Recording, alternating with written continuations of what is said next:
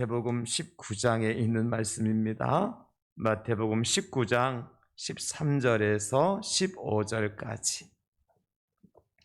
신약성경 마태복음 19장 13절에서 15절까지. 오늘 저와 여러분들에게 주시는 하나님의 말씀인 줄로 믿고요. 우리 함께 받도록 합니다. 다 같이. 그때에 사람들이 예수께서 안수하고 기도해 주심을 바라고 어린아이들을 데리고 오매 제자들이 꾸짖거늘 예수께서 이르시되 어린아이들을 용납하고 내게 오는 것을 금하지 말라. 천국이 이런 사람의 것이니라 하시고 그들에게 안수하시고 거기를 떠나시니라. 아멘. 할렐루야. 오늘은 저희 교회의 다음 세대 예배 회복 주일로 지킵니다. 우리 주일학교 어린아이들이 몇 명이나 오늘 와서 예배 드렸는지 모르겠는데요. 또 다음 주일은 5월달 가정의 달이라서 첫 주일에 어린이 주일로 지키게 되죠. 그래서 우리 교회에서는 다음 주에 오전에 1, 2, 3부 예배가 있는데 그 중에서 2부 예배 시간에 바로 앞에 예배 시간에 3대 통합 예배를 드리려고 합니다. 3대 통합 예배가 뭐냐면 할아버지, 손주, 아들 이 3대가 함께 하나님 앞에 예배 드리는 것이죠. 그래서 우리가 다음 주 또 어린이 주일 앞에 두고 오늘 저는 본문 말씀을 중심으로 해서 아이를 데리고 오라 하십니다. 이런 제목으로 함께 말씀의 은혜를 나누려고 합니다. 미국에 국립정신건강연구소가 있는데 그 연구소의 제이 기드라고 하는 박사께서 나이가 5살부터 25살까지의 아이들 그리고 청소년들을 약 2,000명을 대상으로 뇌 검사를 했어요. 그래서 2년마다 한 번씩 MRI 사진을 촬영을 해서 뇌가 어떻게 구조가 바뀌는지, 뇌의 크기라든지 이런 것들을 이제 조사를 했습니다. 그 조사 결과 어떻게 나왔는가 하니까 우리가 통상적으로 아는 것은 만 6세가 되면 사람의 뇌가 95% 이상이 만들어진다고, 성장한다고 알려져 있지 않습니까? 통상적인 개념인데 제이키트라고 하는 박사님께서 연구해 보니까 물론 6살까지 뇌가 가장 왕성하게 자라는 거예요. 성장이 일어나는 거예요. 사람의 뇌가. 그러니까 사람이 끝까지 뇌가 자라는 것이 아니라 태어나서 6살까지가 가장 뇌가 많이 커지고, 그런데 뇌가 크다고 해서 성숙도 같이 일어나는 것은 아니더라. 무슨 얘기냐면 사람이 뇌가 크면 클수록 그 뇌에 합당한 생각을 하고 판단하고 결정하고 행동을 해야 되는데 그렇지 않은 경우가 많더라는 거예요. 성장도 중요하지만 더 중요한 것이 뭘까요? 성숙이라는 것이 중요하죠. 나이가 자랄수록 키가 자랄수록 나이가 먹을수록 사람이 성숙해져야 되잖아요. 그런데 뇌가 커짐에도 불구하고 그렇지 않은 케이스가 있더라는 거죠. 왜 그런가 보니까 그 아이들이 자란 환경에 따라서 다르더라는 거예요. 그래서 적어도 이 뇌세포의 시냅스라는 것이 있는데, 시냅스가 뭐냐면 여러분, 세포 간의 정기적인 신호를 통해서 활동하는 것을 시냅스라고 그래요. 우리 젊은이들은 아는데 이 컴퓨터를 작동하게 되어지면 컴퓨터 밑에 여러 가지 장치들이 달려 있어서 불이 깜빡깜빡깜빡 이렇게 신호를 서로 주고받거든요. 그것처럼 뇌 속에 있는 세포들도 서로 신호를 주고받으면서 활동을 하고 움직이고 연결하고 떨어지고 이런 일이 벌어지는, 이것을 시냅스라 그러거든요. 그래서 그 뇌의 활동의 시냅스가 가장 왕성하게 이루어질 때가 언젠가 살펴보니까 10대 때 그러니까 이 뇌 속에 있는 혈관, 뇌 세포가 말이죠, 이렇게 연결되었던 것이 사라지기도 하고 다시 연결되기도 하고, 왜 그렇게 하냐면 필요에 의한 것들이 만들어지는 거예요. 뇌 속에서 의식이나 지식이나 감각이나 이런 것들 있잖아요. 뇌가 이렇게 형성이 되면서 가장 시냅스 운동이 활발하게 일어날 때가 언제? 10대래 10대. 그러니까 제 나이대가 갖고 내가 뭔가 활동하게 하길 기대하는 것은 좀, 이것은 별로 안 좋은 거예요. 이제는 그냥 내버려 둬야 돼요. 그러니까 지금 10대 25살까지 적어도 내가 성장하고 성숙하는 것을 보니까 25살까지, 25살 넘으신 분들은 조금 이렇게 생각을 하셔야 되고, 지금 여기에. 그래서 25살 안 된 분들은 참 오늘 횡재를 한 거예요, 지금.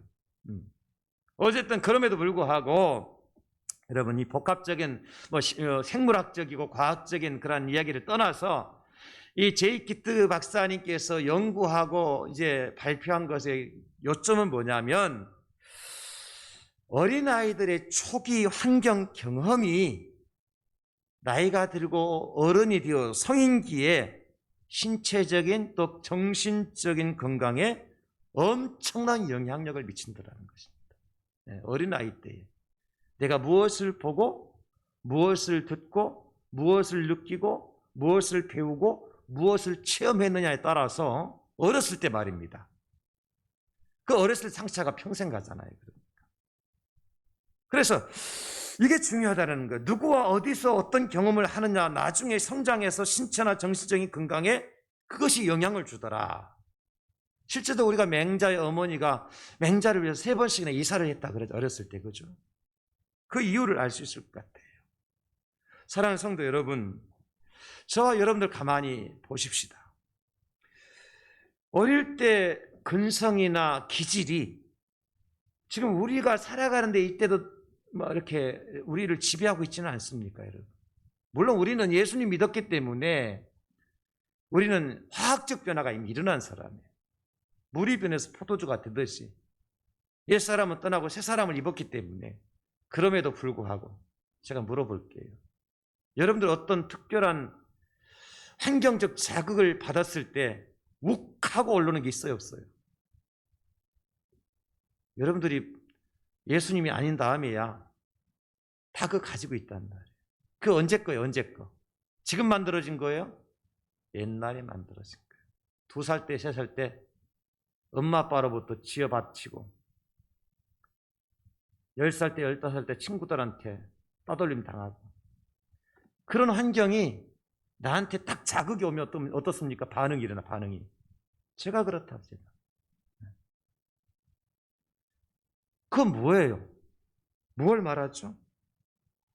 어렸을 때에 긍정적이고 적극적이고 그리고 창조적인, 즉 순기능적인 상태에서 내가 자란 아이들은요, 어렸을 때 이 순기능적인 상태, 이것이 역기능이 아니죠, 그죠? 굉장히 긍정적이고 적극적이고 창조적인 환경 속에 자란 아이들, 그 아이들은 나중에 커서도 어떻게 됩니까? 그런 긍정적이고 순종적이고 적극적이고 창조적인 사람이 되더라고요. 왜? 내가 그렇게 만들어졌기 때문에. 내가 그렇게 만들어지는 거예요. 요즘 뜨고 있는 미스트롯 탑7, 그 안에 들어있는 초등학생 2명, 태연이하고 다현이. 제가 별거 다 알죠? 9살짜리 태연이하고 12살짜리 다현이. 그 아이들을 한마디로 평가하라고 한다면 저는 예절을 아는 아이들이다, 이렇게 평가를 해요. 뭐 노래 잘한다 뭐 이런 걸 떠나서, 실력이 다 떠나서 그 아이들 2명 동일하게 예절을 안다, 저는 그렇게 평가할 거예요. 왜 그런가 하니까, 이 12살짜리 다현이는 어디 출신이냐? 청학동 출신. 청학동. 잘 알죠? 서당 있는 성학동. 그 다음에 9살짜리 태연이는 우리나라의 창소리라 그러나요? 그 소리하는 무형문화재의 수제자예요. 그러니까 3살, 4살, 5살 때부터 그 아이들이 보고 듣고 체험하고 배운 것들이 뭐예요? 한마디로 하면 에티켓이, 예절. 인간성, 인간됨이에요. 그 나이에 여러분. 여러분 가끔 보면 야 노래 잘한다 그것만 보지 마시고 그 아이들의 인성을 한번 보세요. 인성을. 어떻습니까? 그 나이 또래 아이들과는 다르지 않습니까?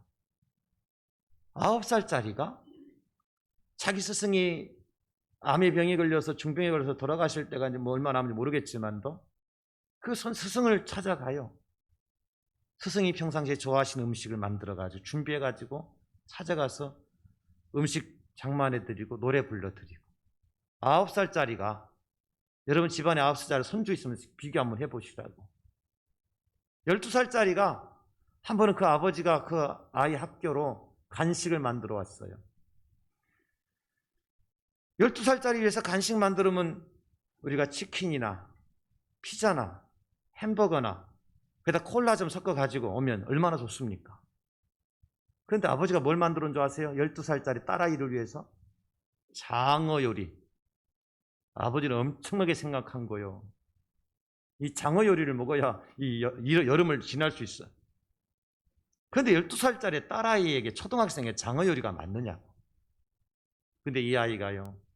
PD가 묻습니다. 장어 요리 좋아하느냐고. 아니요. 나 장어 요리 그렇게 좋아하지 않아요. 그런데 우리 아버지가 나를 위해서 만들어 오셨으니까 제가 먹어야죠. 아버지 고맙습니다. 인사하고 먹습니다. 저는 이런 모습을 보면서 저 아이들의 뇌는 어떻게 만들어졌을까? 어떻게 저런 뇌 구조가 되어졌을까? 아주 어렸을 때부터 보고 듣고 체험하고 배운 것이 그거였구나. 그것이 나타나잖아. 그대로 생활 속에 나타나잖아요. 동영상 잠깐 한번 보여줍시다. 제가 여러분들 보여줄 동영상이 하나 있는데 내용 보라고 보내드리는 게 아니에요. 그 아이의 모습 한번 보자고요. 하나님, 새해에도 날마다 큐티할래요. 말씀이신 예수님과 매일매일 함께하고 싶어요. 하나님 아버지 감사드립니다. 이렇게 큐티하게 해주심도 기도하게 해주심도 감사드립니다. 목사님 사모님도 성령의 충만함이 임하시게 해주셔서 감사하고 목사님 사모님 아프시지 않을 수 있게 해주셔서 감사드립니다. 그리고 우리나라 우리 교회가 정말 이미 공산주의 나라로 됐는데 하나님이 되지 않도록 역사해 주시옵소서, 막아 주시옵소서. 하나님, 이 우리나라 우리 교회가 정말 위험 가운데 있는데 하나님이 그중에서도 지켜보해 주시옵소서. 하나님, 그리고 이 새신자들도 정말 인터넷으로 꼭 예배 드릴 수 있게 해주시고 코로나도 없어져서 교회당 예배당에 와서 마음껏 모여서 예배드릴 수 있는 그런 역사가 일어날 수 있게 도와주시옵소서. 아멘. 여기까지 하겠습니다. 기적을 여기까지. 내용이 좋고 안 좋고 제가 보자는 얘기 아니라 제가 이 아이의 기도하는 모습을 처음부터 끝까지 이렇게 잘 이렇게 이제 보면서 도대체 이 아이의 머릿속은 어떻게, 뇌가 구조가 어떻게 됐을까? 이게 궁금한 거예요. 이 아이가 뭘 보고 뭘 듣고 뭘 배웠기에 지금 그 아이가 나이가 많으면 40대, 50대 권사님이 아니잖아요, 지금. 응? 우리 권사님 주선 기도하라고 앞에 마이크 주면 또 그날도 결석하는데, 응? 기도 당번 되는다는 마침 손님이 오셔갖고 교회 못 오시잖아요. 근데 어린아이가 참 보고 읽는 것도 아니고 자기가 늘 기도하던 것을 그대로 고백하잖아요. 목사님, 사모님 성령 충만하게 해달라고, 건강해서 고맙다고, 이 나라가 공산화되지 않게 해달라고, 새 가족들도 교회 와서 예배드리고 코로나가 빨리 끝나서 예배당에 나와서 예배드리게 해달라고. 저는 이 아이가 본 것이 있겠다, 들은 것이 있겠다, 배운 것이 있겠다, 그런 생각이 드는 거예요. 이 아이가 커서 나중에 커서도 분명히 계속 이렇게 자라간다면 훌륭한 믿음의 사람으로 성장해 있지 않겠나 하는 기대감도 갖게 되어지고요. 저와 여러분들의 자녀들의 뇌가 어떻게 만들어지기를 원하십니까, 여러분? 어떤 구조를 갖기를 원하십니까? 우리 다음 세대가, 우리 청년들이 말입니다. 그리고 정말 우리 자녀들이, 우리 다음 세대, 우리 청년들이 여러분 귀하게 여겨집니까? 그걸 우리가 어떻게 해야 될까요? 유대인들은 어떻게 하나 볼까요? 성경 구절입니다. 신명기 6장 4절로 9절 말씀인데요. 이스라엘아 들으라. 우리 하나님 여호와는 오직 유일한 여호와시니 너는 마음을 다하고 뜻을 다하고 힘을 다하여 네 하나님을 여호와를 사랑하라.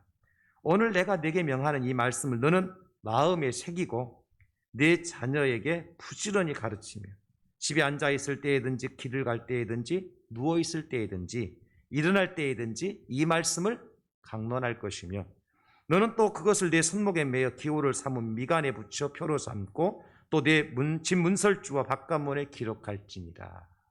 이것이 유대인들의 자녀 교육 아주 유명한 쇠마라고 알려진 본문 아닙니까? 이스라엘아 들으라, 이거 쇠마거든요. 오늘날 전 세계의 경제, 사회, 정치, 문화, 심지어 스포츠까지 지배하고 있는 민족이 어느 민족입니까? 유대인들 아닙니까? 유대인입니다. 우리가 인정하기 싫어도 팩트는 팩트잖아요. 그들이 유대인들이 하는 짓이 미워도 사실은 사실이지 않습니까? 그들이 온 세계의 정치, 경제, 사회 그리고 문화, 스포츠까지 지배하게 될 수밖에 없었던 이유가 어렸을 때부터 뇌의 구조를 그렇게 만들어 놓은 거예요.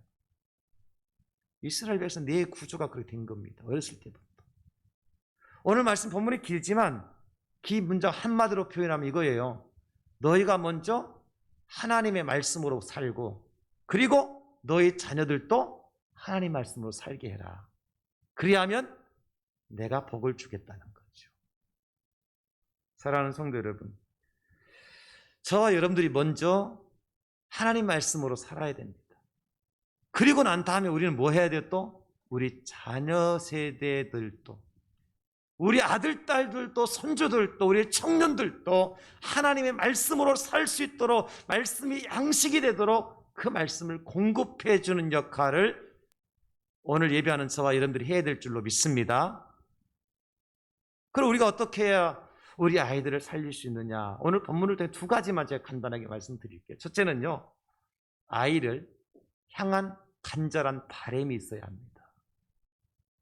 아이들을 향한 간절한 아버지의 바람, 어머니의 바람이, 여기 영적인 바람인데 이것은 아이들을 향한 간절한 영적인 바람이 있어야 돼요. 그 아이들의 뇌가 어떻게 구조되기를, 어떻게 조직되기를, 그 아이들의 삶이 어떻게 만들어지기를 위한 부모로서의 간절한 바람이 있어야 돼요. 그래야 이 아이들이 변화될 수 있습니다. 오늘 본문에 13절에 그때에 사람들이 예수께서 안수하고 기도해 주심을 바라고 어린아이들을 데리고 오매 제자들이 꾸짖었다 그랬습니다. 부모들이 아이들을 데리고 온 이유가 뭐예요? 뭔가 바람이 있어요. 바람이. 그 바람이 뭐죠? 예수님께 그 아이들에게 안수해 주시고 기도해 주시고 축복해 주시기를 원하는 소원이 있었던 거예요. 영적인 바람이죠. 그러니까 어떻게 하면 우리 아이들에게 예수님께서 이 아이들 머리 위에 예수님이 그 손을 얹어주셔서 우리 아이들이 예수님의 기도를 받게 할 수 있을까? 예수님의 손은 어떤 손이에요? 능력의 손이요. 예수님의 손은 어떤 손입니까? 치료의 손이요. 예수님의 손은 권능의 손이지 않습니까? 그 손이 우리 아이들 머리에 올려질 때 예수님의 은혜와 예수님의 지혜와 예수님의 권능과 예수님의 능력이 임하기 때문에 그 간절한 바람이 있었던 거예요. 다른 거 다 안 보였던 거예요. 예수님의 손이 우리 아이들 머리에 올려줬으면 좋겠다고 하는 바람 말이죠. 이 간절한 소원, 영적인 바람. 그것 때문에 사람들이 아이들을 데리고 예수님께 왔던 거예요. 성경에도 보니까 이 간절한 바람이 자녀를 승리케 한 케이스가 많이 있습니다. 그 대표적인 케이스가 모세의 경우라고 할 수 있겠죠. 모세의 어머니 요게벳이 모세를 낳고 어떻게 했습니까? 성경에 보면 출애굽기 2장에 나오는 말씀이잖아요. 2장 2절로 4절인데 그 여자가 모세의 어머니 이야기입니다. 임신하여 아들을 낳았는데 그 아들이 모세입니다. 그가 잘생긴 것을 보고, 그가 누굽니까? 모세가 잘생긴 것을 어떻게 하고? 보고 여기에 바람이 있는 겁니다. 아, 이 아이는 보통 아이가 아니다. 하나님께서 이 아이를 통해서 하실 뭔가 위대한 일이 있다는 사실을 어머니가 안 거예요. 그때부터 바람, 소원이 생기게 된 거예요. 하나님, 이 아이를, 하나님께서 이 아이를 맡아주셔서 이 아이가 하나님 나라와 영광을 위해서, 하나님의 뜻을 위해서 가장 귀하고 소중하게 쓰임받는 아들이 되게 해달라고 하는 간절한 바람이 있었던 거예요. 그래서 어떡합니까? 석 달 동안 그 아이를 숨겨. 왜 그랬습니까? 그 당시에 히브리 사람이 아들을 낳으면 무조건 나일강에 던져 죽도록 애굽의 바로왕이 명령을 내렸어요. 남자아이가 탄생하면 그 아이를 낳자마자 그냥 나일강에 던져버리는 거예요. 여자아이는 살려주지만. 히브리의 민족의 씨를 말리기 위한 애굽 왕의 전략 아니었습니까? 그때 모세가 태어난 거예요.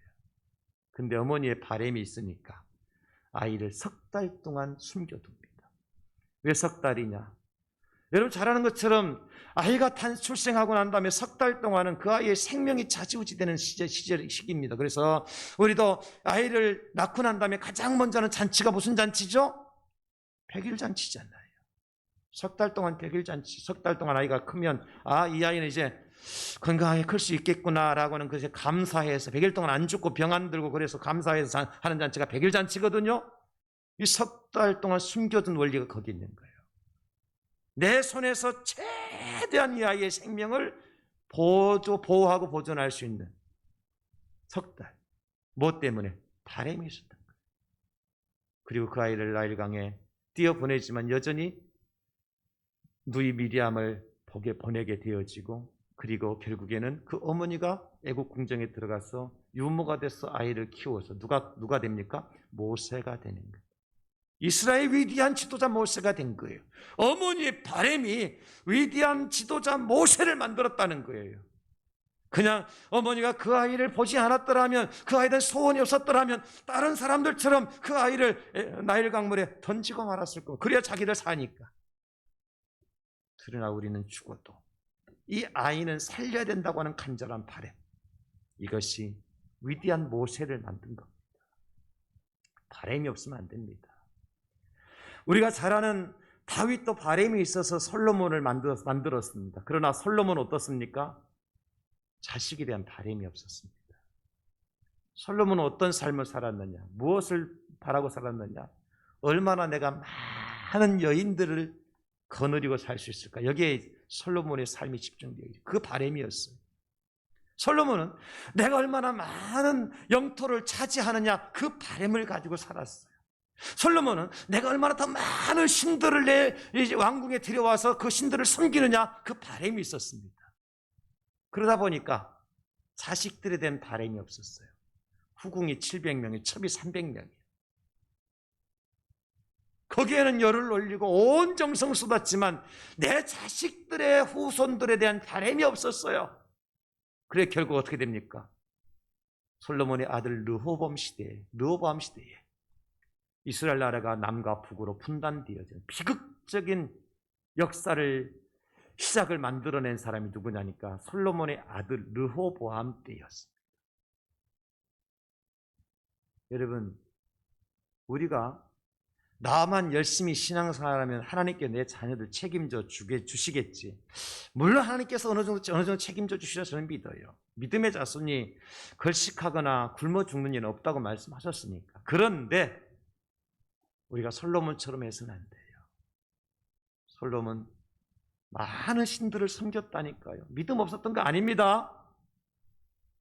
엄청난 금오스 신이라든지 몰록 신이라든지 이런 이방의 신들을 다 끌고 와가지고 섬겼어요. 뭔지 아세요? 우리가 예수 믿는다 하고 나만 열심히 교회 와서 나만 열심히 헌신하고 나만 열심히 봉사하고 우리 자녀들한테 관심 갖지 않는 거, 우리 자녀들에는 바람이 없는 거, 어쩌면 솔로몬과 같은 신앙생활하는 사람이나 다를 바가 없을 거예요. 우리 아이들이, 솔로몬 자녀들은요, 가만히 있어서 잘 될 수 있습니다. 왜요? 엄청난 부와 영광이 있었기 때문에 아들, 딸도 다 먹고 살도록 다 준비해 놨기 때문입니다, 여러분. 그러나 솔로몬이 뭘 못했어요? 자녀들에 대한 바람이 없었다니까요. 그래서 결국 하나님께 어떻게 하십니까? 열왕기상 11장 11절에 보니까 여호와께서 솔로몬에게 말씀하시되 네게 이러한 일이 있었고 또 네가 내 언약과 내가 네게 명령한 법도를 지키지 아니하였으니 내가 반드시 이 나라를 네게서 빼앗아 내 신하에게 주리라. 여기 내 신하가 누굽니까? 여로보암입니다. 솔로몬의 아들 르호보암이 이어받아야 될 이스라엘 땅을 하나님께서 솔로몬에게 빼앗아서 르호보암이 아니라 솔로몬의 신하인 여로보암에게 주시더라는 거예요. 그래도 솔로몬은 다윗의 아들이었고 처음에 지혜를 구해서 하나님 앞에 합한 사람이었기 때문에 그나마 르호보암이 엉망진창이었지만도 유다 지파를 비롯한 두 지파를 남쪽에서 다스리는 나라가 되도록 했고 나머지 10지파를 솔로몬의 신하인 여로보암이 통치하도록 하시는 거예요. 승리는 르호보암이 한 것이 아니라 여로보암이 한 겁니다. 사랑하는 성도 여러분, 기억하셔야 돼요. 우리가 우리 자녀들의 영적인 바람이 있습니까? 내가 아침 일찍 일어나서 출근하고 돈 많이 벌어다가 자식들 학원 많이 보내고 학교 잘 보내고 열심히 공부시켜서 좋은 대학 들어가고 좋은 신랑 신부 만나서 그 아이들이 지금 집도 사고 땅도 사고 자동차도 사고 잘 살면 그것이 성공한 것입니까, 여러분? 물론 성공은 했을지 모르겠습니다만은 믿음 안에서 그 아이들이 살고 있지 않다면 어쩌면 그 아이들이 지금 솔로몬의 아들인 르호보암의 길을 가고 있지는 않는지 생각해 봐야 돼요.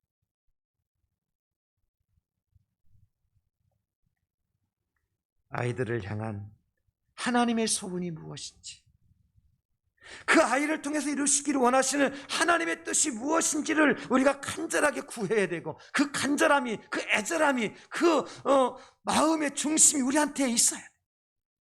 하나님 도대체 나에게 딸을 주셨는데, 나에게 아들을 주셨는데, 나에게 손주를 주셨는데 이 아이를 통해서 이루실 하나님의 뜻이 무엇입니까? 그래서 그 아이에 대한 하나님의 마음을 내가 품고 오늘 이 사람들처럼 바램을 가지고 예수님께 데려오시는 거예요. 그 바램이 없으니까 나중에 알아서 하겠지로 끝나는 겁니다.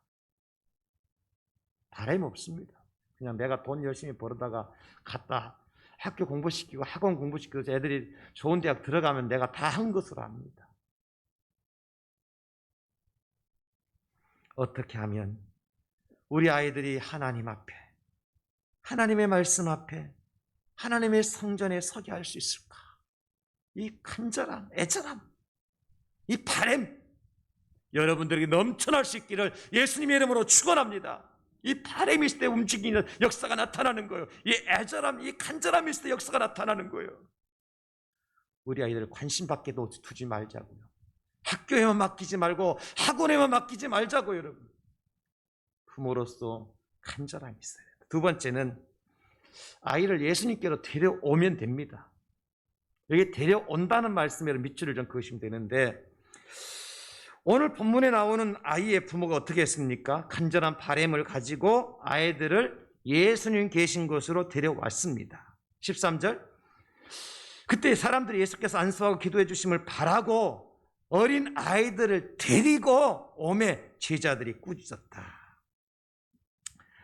여기 데려온다라고 하는 헬라어 프로스페로라고 하는 단어의 뜻을 여러분 아셨으면 좋겠어요. 데려온다는 게 단순히 우리가 아는 것처럼 인도한다, 데리고 온다 그런 뜻도 있지만 여기 프로스페로라고 하는 헬라어의 뜻을 보니까 하나님께 이 아이를 바치다 할 때 프로스페로라고 하는 단어를 쓰더라. 마치 언제 사무엘의 어머니 한나가 사무엘을 바쳤잖아요. 데리고 가서 그죠? 그때 데리고 가다. 이삭의 아버지 아브라함이 이삭을 하나님께 바치기 위해서 어떻게 하죠? 이삭을 데리고 가죠. 그때 사용하는 단어예요. 그러니까 이것은 그냥 아이들 데리고 올 때 야 사람들 많으니까 예수님 구경하러 가자. 놀이공원에 구경시키기 위해서 애들 데리고 가는 그때 데리고 간다는 말이 아니라는 거예요. 지금 이 사람들이 아이들을 예수님께 데려온 것이 목적이 뭐예요? 예수님께 이 아이를 바치는 거예요. 한나가 사무엘을 바친 것처럼 아브라함이 이삭을 바친 것처럼. 근데 문제는 뭡니까? 아이를 데려오는 일이 절대로 쉽지가 않다는 거예요. 바치는 일이 절대로 쉽지 않더라. 왜? 오늘 본문에 보면 제자들이 어떻게 해요? 꾸짖었다. 여기 꾸짖다고 하는 말은요, 혼을 내다, 책망하다, 질책하다, 그런 뜻이에요. 혼을 낼 일이 뭐가 있습니까? 제가 애들 데려왔다고. 그런데 실제 상황이에요, 이게 지금. 아이들을 예수님께 데려오니까, 예수님께 드리려고 그러니까 제자들이 꾸짖어요. 여기 꾸짖었다 그렇게 표현했지만 실제 상황에서는 그랬을 거예요. 제자들이 그 데려오는 사람 이게 무슨 짓이냐고, 조금 더 험하게 말하면 이게 무슨 짓거리냐고. 제자들이 그랬다니까요. 지금 이 사람들에게 그런 상황이 벌어져요. 여러분, 저와 여러분들이 우리의 자녀들, 우리 다음 세대들을 하나님 앞에 온전히 드리려고 하면 세상이 우리를 향해서 이게 무슨 짓거리냐고 얘기해요. 지금 이 시국에, 이 코로나 시국에 교회는 무슨 교회냐? 미쳤냐? 예배는 무슨 예배냐? 미쳤냐? 정신 돌았냐? 제정신이냐? 이게 꾸짖는 것 아닙니까, 여러분? 현실이죠? 그래서 우리가 못하는 거예요, 지금. 아이들이 학교 가면 선생님들이 너 어저께 일요일 날 교회 갔다 왔어, 안 갔다 왔어? 반드시 묻거든요. 그러니까 우리 아이들 엄마 아빠가 교회 못 가게 하잖아요. 왜? 선생님이 교회 가면 안 된다 그랬어요. 그러니까 학교는 보내야 되는데 교회는 못 보내는 거예요. 현실입니다. 우리가 직장을 출근해야 되는데 예배당에는 못 오는 거예요. 현실이죠. 너무 아픈 현실입니다. 너무 고통스러운 현실입니다. 제가 목사라서가 아니라 식당에 가서 밥은 먹는데 교회 와서 커피 한 잔 못 마시는 거예요. 이게 현실인 거예요. 생각해 보세요. 지하철 타고, 콩나물 지하철을 타고서 사람과 사람 사이 비비면서 출퇴근을 하는데 교회 봉고차에 사람을 태우고 교회는 못 오는 거예요. 이게 현실입니다. 꾸짖는 거예요, 사람들이. 특별히 우리 다음 세대들. 어른들은 그래도 내가 주장해서 오지 않습니까? 아이들은 내가 주장해서 올 만한 아이들이 없잖아요. 엄마 아빠가 못 가게 하고 선생님이 못 가게 하는데 어떻게 아이들이 와요? 하나님 앞에 드리는데, 바치는데 이런 장애물들이 너무너무 많아요. 그럼에도 불구하고 어떻게 해야 이 아이들이 살 수 있습니까? 오늘 예수님께서 아이들을 데리고 올 때 다 용납해 줘요. 다 받아주셔요. 그리고 아이들을 위해 손을 놓고 축복기도 해주셔요. 그런데 오늘 말씀과 병행규절인 누가복음에 보면 이렇게 기록되어 있더라고요. 사람들이 예수께서 만져주심을 바라고 자기 어린 아기를 데리고 오매 제자들이 꾸짖었다. 만져주심을 바라고. 왜 만져주심을 바랬을까요? 분명히 이 아이에게 뭔가 문제가 있어. 예수님께서 이 아이를 만져주지 아니하시면 낫지 못할 병이 걸렸다든지 고치지 못할 병이 있다든지 어떤 문제가 있기 때문에 주님께서 이 아이를 만져주셔야 이 문제가 해결되어지고 이 아이가 치료를 받게 되어지고 이 아이가 새로운 생명으로 거듭날 수 있기 때문에 만져주심을 바라고 예수님께 나왔어요. 그러니 제자들이 꾸짖는다 하더라도 부모들이 그냥 이 아이를 방치할 수 있겠습니까? 방치 못합니다. 우리가 잘 아는 것처럼 귀신 들린 딸을 데리고 온 가나안 여인도 마찬가지잖아요. 어떻게 합니까? 예수님께서 주인의 떡을 취하여 개들에게 주는 것이 마땅하지 않다 그러지만 이 여인은 어떻게 해요? 개 같은 소리를 들으면 어떻습니까? 강아지 같은 소리를 들으면 어떻습니까? 우리 아이 예수님께 데려오지 않으면, 예수님께 드리지 아니하면 귀신에서 해방될 수 없는데, 그래서 예수님께 데려오잖아요. 예수님이 고쳐주시잖아요. 사랑하는 성도 여러분, 우리 아이들을 귀하게 생각하신다면 학교도 보내고 학원도 보내셔야 되겠지만 이 아이들을 어디로 데리고 와야 될까요? 예수님께로 데려와야 돼요. 말씀 있는 곳으로 데려와야 돼요. 생명 있는 곳으로 데려와야 돼요. 그 예수님께 바쳐드려야 돼요. 그럴 때 우리 아이들 다음 세대에 미래가 있는 거예요, 여러분. 사랑하는 성도 여러분, 오늘 이 사람들은 예수님께 아이들을 데려왔을 때에 예수님이 다 용납해 주시더라고요. 다 받아주시더라고요. 그리고 그 아이들 하나하나 머리에 손을 얹고 우리 예수님께서 안수해 주시더라고요. 역사가 일어나지 않습니까? 어떻게 하면? 예수님께 드리기만 하면 역사 일어납니다.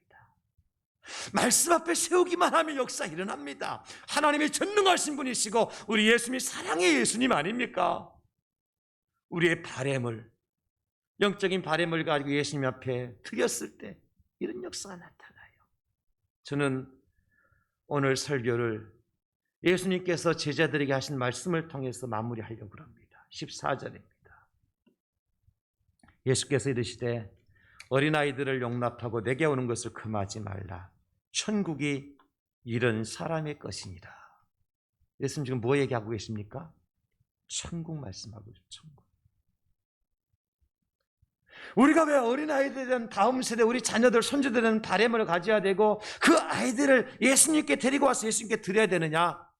이유는 한 가지입니다. 천국 들어가도록 하기 위해서입니다. 그 아이들이 성공하도록 위한 것이 아닙니다, 여러분. 그 아이들이 잘 살도록 하기 위한 것이 아니에요. 집 몇 채 더 사고 자동차도 몇 시 더 높이고 여러분 땅을 더 사고 그 아이들이 좋은 곳에 가서 높은 자리에 위치해 앉아서 명령하고 하더라는 그런 자리에 있기를 위해서가 아니라 하나의 목적입니다. 그 목적이 뭐냐? 아이가 천국 가기 위해서. 사랑하는 성도 여러분, 여러분 천국과 지옥이 있음을 믿으십니까? 글쎄요. 믿는데 어떻게 우리 아이들이 지옥불을 향해서 거침없이 달려가는데 그냥 지켜만 보고 계십니까? 정말 믿으십니까, 여러분? 말로만 아멘 하지 마십시오. 정말 내 남편이, 내 아내가, 내 형제가, 내 자식이, 내 손주가 지옥으로 향해서 거침없이 달려들어가고 있는데 영원히 꺼지지 않는 지옥불을 향해서 구더기가 득실거리는 지옥불을 향해서 영원히 죽지 않는 그 고통 가운데 지옥불을 향해서 거침없이 달려가고 있는데 우리가 어떻게 멍하니 지켜만 보고 있습니까? 그 사람이 진짜 지옥이 있음을, 천국이 있음을 믿는 사람 맞나요? 죄송한 말씀이지만 진짜 믿나요? 말로만 믿나요? 가만히 있을 수 없을 겁니다. 여러분의 자녀손들이, 여러분 다음 세대가 지금 가는 길이 어떤 길인지 안다면, 그것이 지옥길임을 안다면, 천국이 아니라는 사실을 안다면 우리가 어떻게 가만히 있을 수 있습니까? 어떻게 지켜만 보고 있을 수 있습니까? 그 아이들이 때가 되면 돌아올 것을 어떻게 그렇게 만사태평으로 기다리고만 있을 수가 있습니까? 그것은 정말 믿음이 있는 걸까요? 천국을 믿는 걸까요? 지옥을 믿는 걸까요? 여러분, 하나님 앞에 진심으로 양심껏 한번 대답해 봅시다. 정말 하나님 앞에 진심으로 대답해 봅시다. 나는 믿습니다. 그런데 나는 가만히 내버려 두겠습니다. 여러분, 그게 맞나요? 나는 구원받아서 천국 가도 괜찮으니까 나는 천국 가는 것을 믿습니다. 지옥이 있음을 믿습니다. 나는 지옥 안 가니까 나는 믿습니다. 그러나 우리 자녀손들은 지옥 가든 천국 가든 나는 그냥 지켜만 보고 있겠습니다. 그게 맞는 건가요? 오늘 본문에 천국이 이런 사람의 것이니라 할 때 헬라어 원문에 보니까요, 이런 사람이라는 바로 앞에 정관사가 붙어 있어요. 호라고 하는 정관사.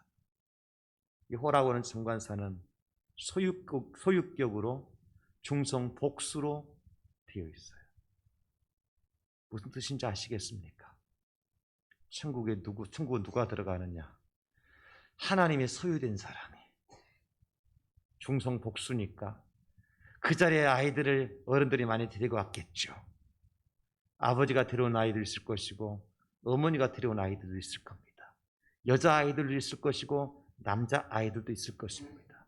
그래서 하나님께서 남성이나 여성을 쓰지 않고 중성을 쓰셨어요. 그리고 그 앞에 정관사, 이건 정관사예요. 정관사는 정해진 것에만 사용하는 거 정관사예요. 부정관사는 여러 것 중에 하나지만 정관사는 딱 그거 하나밖에 없는 거예요. 무슨 얘기입니까, 여러분? 천국 갈 자가 누구냐?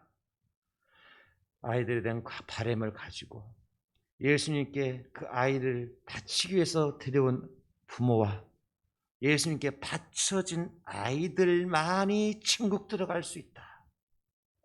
오늘 본문의 핵심입니다.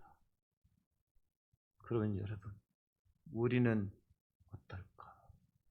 믿음이 있다고 목사님 믿음으로 천국 가는 거지 무슨 소용입니까? 여러분, 그 믿음이 어떤 믿음입니까? 그 믿음이 어떤 믿음입니까?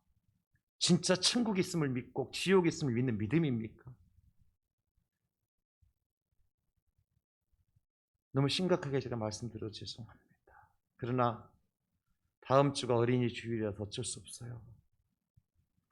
장 목사가 이런 마음을 콕콕 찌르는 설교를 해서 죄송합니다. 좀 위로를 드리고 싶고 평안을 드리고 싶지만 오늘 성령님께서 그렇게 하지 않으시네요. 왜 그럴까? 여러분들을 사랑하셔서, 여러분 자녀들을 사랑하셔서, 하나님께서 살리시고 싶으셔서, 구원하시고자 원하셔서, 그 아들, 딸들이, 손주들이 지옥 가는 거 하나 원치 않으셔서, 내 사랑하는 자녀들을 놓치고 싶지 않으셔서 주님께서 이 장 목사를 통해서 말씀하시는데 여러분 어찌하시죠? 우리가 그냥 내버려두는 것은 주님의 뜻을 이루시는 것이 아닌 것 같아요. 그냥 지켜만 보는 것도 주님의 뜻이 아닌 것 같아요. 어떻게 하면 내 아들, 딸들이, 내 손주들이, 우리 가족들이 한 사람도 지옥 안 가고 천국 갈 수 있을까? 우리에게 그런 간절한 바람이 있어야 되겠고, 어떻게 했든지 꾸짖든지 우리를 멸시하든지 우리에게 모멸감을 주든지 우리를 욕하든지 상관없이 그 자녀들을 주님 앞에 드릴 수 있을까? 우리가 이 시간 결단합시다. 이 시간 성령의 음성을 들으십시다. 다 눈을 감으십시오. 지금까지 내가 어떻게 살아왔든 상관없습니다. 내가 알고도 행하지 못했던 거, 모르고 못했던 거 상관없습니다. 주님 이 시간 최후의 소리를 우리에게 주시는 것 같습니다. 최후의 기회를 주시는 것 같습니다. 우리가 꾸짖음을 들으면 어떻습니까? 좀 멸시를 당하면 어떻습니까? 욕을 좀 먹으면 어떻습니까, 여러분? 그래도 살려야지요. 그래도 그들을 살려야지요. 하나님, 내 자식들이, 내 손주들이 지옥 가지 않게 해달라고, 우리 예수님께 받아달라고, 우리 아이들 머리 위에 예수님께 손을 얹으시고 안수해달라고, 우리 아이들을 살려달라고, 고쳐달라고, 구원해달라고 이 시간 하나님 앞에 간절한 마음으로 여러분 결단하며 기도합시다. 여러분 목소리로 기도하세요. 마음을 다해서 기도하세요. 결단하며 기도하세요. 놓치지 마세요. 하나님 도와주실 겁니다. 성령님 역사하실 겁니다. 아버지, 주여, 아버지, 우리 아이들이, 우리 손주들이, 다음 세대가 지옥 품을 흘려서 저렇게 다른 짓 하고 있는데 내가 지켜만 보고 있었음을 회개합니다. 용서하여 주시옵소서. 아버지, 한 사람도 정확한 일에 아버지가 빠지지 않도록 주여 도와주시옵소서. 살려주시옵소서. 아버지 머리 위에 우리 예수님의 손을 얹어주시옵소서. 우리 자녀들의 머리 위에 손을 얹어주시옵소서. 이 시간 주님의 손이 얹어지는 놀라운 역사가 일어나게 하여 주시옵소서. 모든 어둠의 세상의 세력이 물러가게 하여 주시고 참빛 대신에 주님께로 돌아오는 역사가 있게 하여 주시옵소서. 오 아버지, 하나님 아버지, 간절히 원합니다. 우리 아버지의 마지막 소원, 우리 가정이 예수 믿고 구원받고 천국 가는 것인데 그 소원을 이루어드릴 수 있도록 우리 아버지 도와주시옵소서. 저희들을 사용하여 주시옵소서. 간절한 영적인 바람이 있게 하시고 그 아이들을, 자녀들을 예수님께로 데려오는 역사가 아버지 일어나게 하여 주시옵소서. 예수님의 이름으로 기도드리옵나이다. 아멘. 찬송하겠습니다.